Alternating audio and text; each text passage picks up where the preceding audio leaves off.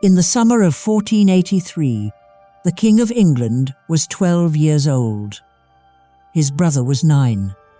They were lodged in the Tower of London, officially, for their own safety.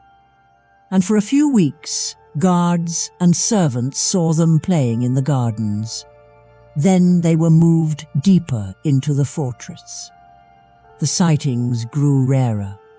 And then the 2 boys simply ceased to exist in any official record. No funeral, no bodies, no explanation. Most people know this story as the tale of a wicked uncle murdering his innocent nephews. But the real story is far darker and far stranger than that. Because the boy king wasn't just killed. He was legally erased by the entire political class of England in broad daylight.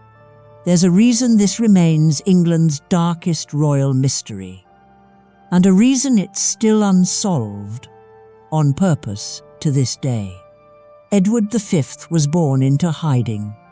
On the 2nd of November 1470, his mother, Queen Elizabeth Woodville, gave birth to him in sanctuary, inside the abbot of Westminster's house, clinging to the protection of the church because her husband had just lost his throne.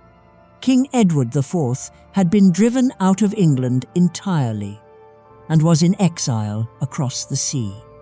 The Wars of the Roses were tearing the country apart, cousin against cousin, and the newborn prince's very first home was a refuge for people running for their lives.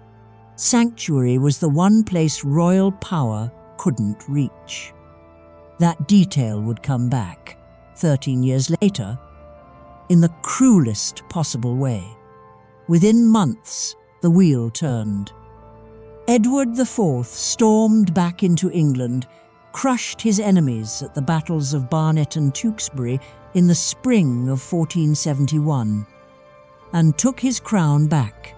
The baby born in hiding was suddenly the Prince of Wales, heir to everything. It looked like a fairy tale reversal, but this family didn't do fairy tales. And the little prince was about to be handed a childhood stranger than most people can imagine. At around 2.5 years old, Edward was sent away. Not fostered out in disgrace, quite the opposite. He was installed at Ludlow Castle on the Welsh border as the nominal head of his own royal council. A toddler with a government. His father wrote him a detailed rule book for growing up. Mass every morning, virtuous studies, noble stories at dinner, sports to strengthen the body, and strict protection from any bad influence. His guardian was his mother's brother, Anthony Woodville, Earl Rivers. One of the most cultured men in England, a scholar, a translator, a famous jouster. By the standards of the age, Edward was being raised beautifully. He was also being raised almost entirely apart from his parents and siblings. A small boy governed by a schedule, roughly 150 miles from the court. He was trained for a throne he was never truly allowed to sit on. And while Edward studied his noble stories at Ludlow, his family was quietly demonstrating exactly what it did to its own blood. In 1478, when Edward was his uncle George, Duke of Clarence, his father's own brother, was convicted of treason and executed inside the Tower of London. Legend says he was drowned in a butt of Malmsey wine. A king had destroyed his own brother in that fortress over power. It was a lesson written in family blood. In this dynasty, being a brother or a nephew was not protection. It was a target. Edward was too young to understand it. He would live just long enough to learn it. For the next few years, life was stable, even bright. Edward was given the earldom of Pembroke. Around the age of 9 or 10, he was betrothed to Anne, the little heiress of the Duke of Brittany, a diplomatic match to be completed when they grew up. A crown, a bride, a kingdom in waiting. Everything in his future was already arranged. Then, in the space of a single week, in April 1483, the entire structure holding up his life collapsed. On the 9th of April 1483, Edward IV died suddenly at Westminster after a short illness. He was only 40. The precise cause is still uncertain. Accounts point to infection or the toll of his own excesses. But the effect was instant and catastrophic. The heir was 12 years, 5 months, and 7 days old. A child king meant a minority government, and a minority government meant one question that turned deadly within days. Who controls the boy? Because whoever held the 12-year-old held England. Two factions answered at once. On one side, the Woodvilles, the Queen's family, who had risen spectacularly through her marriage and were widely resented by the old nobility as grasping newcomers. They had the king himself. Edward was at Ludlow, surrounded by Woodville men, raised by a Woodville uncle. On the other side stood the dead king's last surviving brother, Richard, Duke of Gloucester, 30 years old, a proven soldier, a capable administrator, and, according to the late king's wishes, the man named Lord Protector of the realm. On paper, Richard's job was simple: protect the boy, protect the kingdom. What happened next showed exactly what protection was about to mean. On the 24th of April, Edward V left Ludlow for London, and his coronation, escorted by as many as 2,000 men and the 3 adults he trusted most: his uncle Earl Rivers, his half-brother Sir Richard Grey, and his old chamberlain Sir Thomas Vaughan. The plan was to meet Richard at Northampton along the way. On the evening of the 29th, Richard dined with Rivers and Grey. Warm, courteous, all smiles. The next morning, he arrested all 3 of Edward's guardians.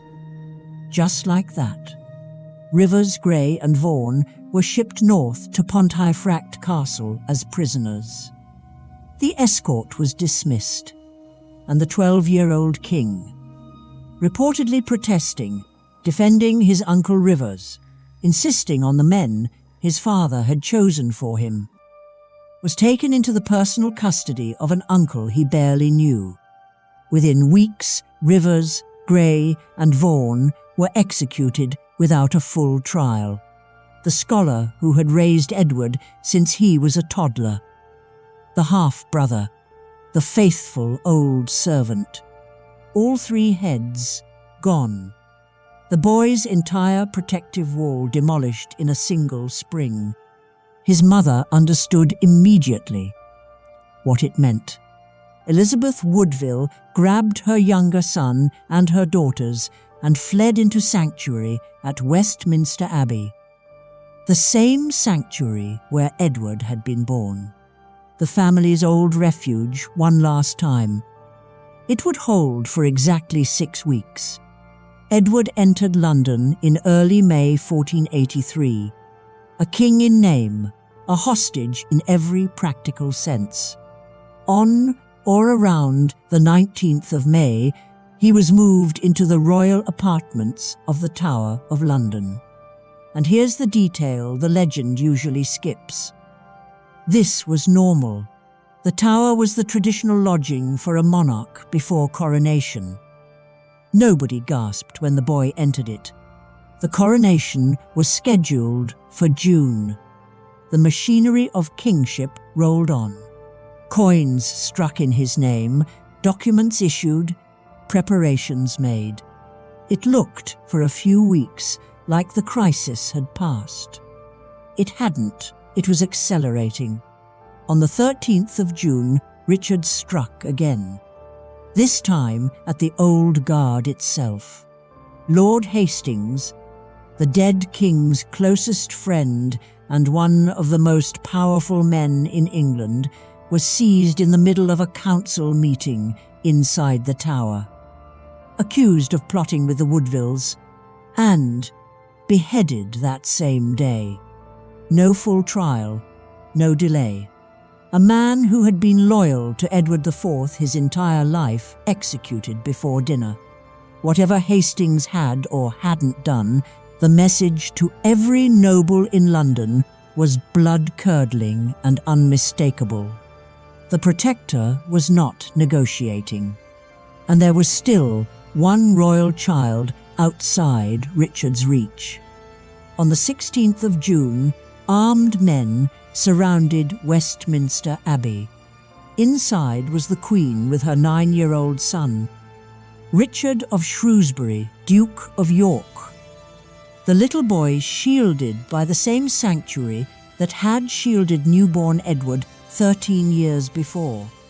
A delegation of lords and churchmen pressed the Queen to give him up, arguing the young king needed his brother's company before the coronation. Accounts differ on how much was persuasion and how much was naked threat with soldiers at the door. But the outcome is not in dispute. The sanctuary that had protected Edward at birth failed his brother completely. The 9-year-old was handed over and taken to the Tower to join the king. The two princes were now together in one fortress under one man's control. Every piece was in place, and 6 days later, England found out what the pieces were for. On the 22nd of June, at St. Paul's Cross in London, a preacher named Dr. Ralph Shah stood up and delivered one of the most consequential sermons in English history. Its message: the boy in the Tower was not the rightful king at all. The full mechanics of that claim are the heart of this entire story. And the strangest part is what happened to the claim afterward. That part comes later. What matters here is that it worked, and it worked with terrifying speed. On the 25th and 26th of June, an assembly of Lords and Commons formally petitioned Richard to take the crown. Edward V, 12 years, 7 months old, a king for roughly 78 days, was deposed without a battle, without a riot, without a single sword drawn in his defence. He was never crowned. On the 6th of July, 1483, Richard III was crowned at Westminster Abbey instead.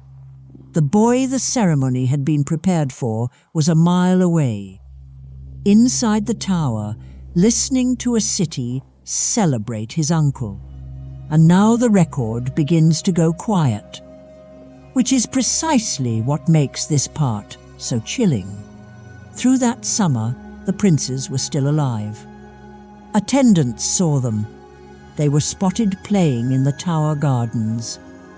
2 boys of 12 and 9 shooting arrows, being children in a fortress.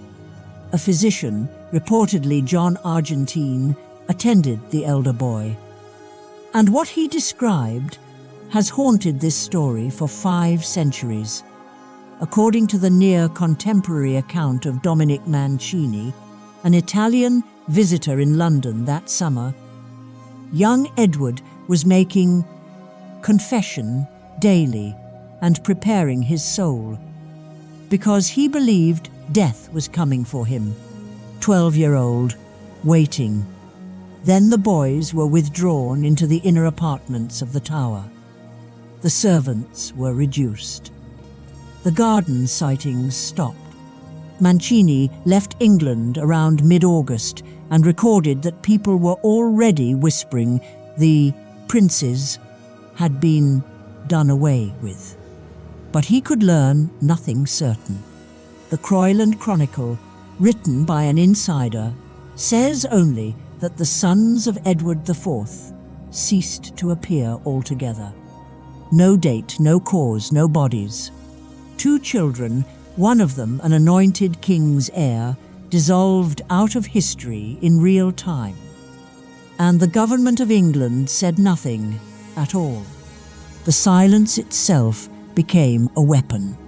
By October 1483, rumours of the prince's deaths were spreading widely enough to help fuel a full rebellion against Richard, led, astonishingly, by the Duke of Buckingham, the ally who had helped him seize power months earlier. The rising failed. Buckingham was beheaded on the 2nd of November 1483. Edward V's 13th birthday, if he was still alive to have one. And then history delivered its verdict on the man at the centre of it. In April 1484, Richard III's only legitimate son died suddenly at around 10 years old, nearly the same age as the younger prince in the Tower. Chroniclers reported the king almost out of his mind with grief. 16 months later, on the 22nd of August 1485, Richard himself was cut down at the Battle of Bosworth Field, betrayed on the battlefield, the last English king to die in combat. The man who had removed his brother's line watched his own line die first, then lost his crown and his life to Henry Tudor, an obscure claimant whose entire path to the throne existed only because 2 boys had vanished. And in January 1486, Henry VII sealed his victory by marrying Elizabeth of York. Edward V's own big sister became Queen of England, mother of the Tudor dynasty, grandmother of Elizabeth I. The vanished boy's blood ran on, through everyone except him. As for Edward himself, there is no end to write. That is the horror of it. No verified date of death, no cause, no grave anyone could point to at the time. The famous version that Richard ordered the boys smothered with pillows in their beds by agents of Sir James Tyrrell comes from Thomas More, writing some 30 years later under the Tudors, the dynasty with every reason to paint the last Plantagenet king as a monster. It may even be true. But no document from 1483, 1484, or 1485 records the prince's deaths at all. Some historians point instead at Buckingham. Others suggest illness or a killing later under Henry VII, and a minority argue one or both boys survived. A pretender named Perkin Warbeck spent years claiming to be the younger prince before Henry VII executed him in 1499. We'll likely never know the truth. And that brings this story back to where it started, because the real question was never just who killed the princes in the Tower. It's how a crowned nation made a living king disappear legally first. And why, 500 years later, England still refuses to look at the answer. That sermon on the 22nd of June, 1483, carried a very specific claim linked to the testimony of one man, Robert Stillington, Bishop of Bath and Wells. The claim was this: years before Edward IV secretly married Elizabeth Woodville, he had already pledged himself in a binding pre-contract of marriage to another woman, Lady Eleanor Butler. Under church law, if true, That made his marriage to the Queen invalid, and every one of their children illegitimate. The boy in the tower wasn't a deposed king. He was, on this argument, never legally king at all. The evidence was breathtakingly thin. Essentially one bishop's word about a woman who had died back in 1468 and could confirm nothing. Yet after decades of civil war, England's exhausted political class found it credible, or convenient, or both. Parliament didn't just nod along. In 1484, it enshrined the whole thing in a formal act. Titulus Regius, spelling out the illegitimacy of Edward IV's children and Richard's right to the crown. A child king erased not in a dungeon, but in the statute book. And then came the tell. When Henry VII took the throne, he ordered Titulus Regius repealed, and not merely repealed, but destroyed unread, copies pulled and suppressed. He had to. He was marrying Elizabeth of York, and if her brothers were illegitimate, so was his bride, and so were his heirs. The act that unmade Edward V was so dangerous that the next dynasty tried to burn it out of existence. The final twist took another 2 centuries to surface. Literally, in 1674, workmen demolishing a staircase in the White Tower dug up a wooden chest containing the bones of 2 children buried 10 feet down, almost exactly where Tudor tradition said the princes had been hidden. Charles II accepted them as Edward and his brother and had them sealed in a white marble urn in Westminster Abbey, its inscription openly blaming the boy's perfidious uncle. In 1933, the urn was opened once. Examiners concluded the incomplete skeletons matched children of roughly 12 to 13 and 9 to 11, consistent with the princes, but the remains were jumbled, partial, and impossible to identify with certainty by the science of the day. And here is where the story stops being medieval. In 2012, Richard III's own skeleton was found under a car park in Leicester and identified beyond doubt by 2015 using mitochondrial DNA. The exact toolkit that could test the bones in the Abbey, with a maternal line DNA reference already traced by researchers. The technology exists, the comparison sample exists, the precedent exists. For Richard, it was used gladly. Yet every request to test the children's remains has been refused on grounds of precedent and respect for royal burials. The uncle got his answers. The nephews stay sealed in their urn. Edward V was born in sanctuary, erased by an act of Parliament, hidden, perhaps under a staircase and enshrined by a king who never checked. 540 years on, England could finally learn what happened to its vanished boy king. It has chosen, again and again, not to ask.